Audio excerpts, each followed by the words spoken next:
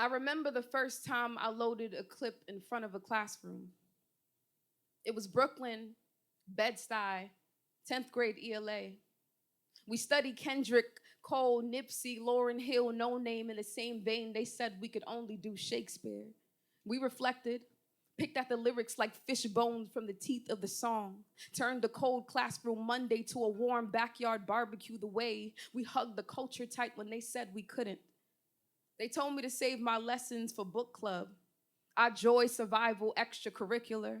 Our voices only heard in their academic storylines when muffled and margined, when pickaninnied and picolaed, when mammied and made mule. The music, the messages, the magic took my students off mute.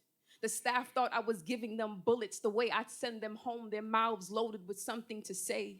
Newfound critics with questions like, Miss, why we got more liquor stores than libraries in the hood?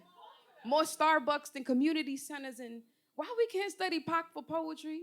Waiting for the way he metaphors and Illmatic for imagery. I was dirty in the curriculum, blackwashing every place they scrubbed us from, smudging and pushing margins. The white staff would enter the classroom in suspicion, check the students' pockets for their audacity was too loud, could be heard from outside.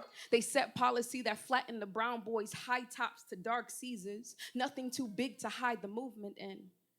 I told my students the war wasn't always physical, that the mainstream murders the news justified as self-defense were rituals, our executions spectacle, graphic violence that somehow never violates community standards, brutal footage bleeding through their phones and psyches for sinister reasons. In my classroom, we call upon our spirits to check our pulse. I hadn't known I was arming them, teaching them to find their lifelines, to stand upright in the crooked room, to see their faces in any distorted mirror.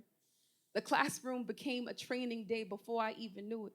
We'd uproar and laughter, and my boss would confuse it for gun smoke, would confuse the flame of passion in our children for wildfire. Thank you.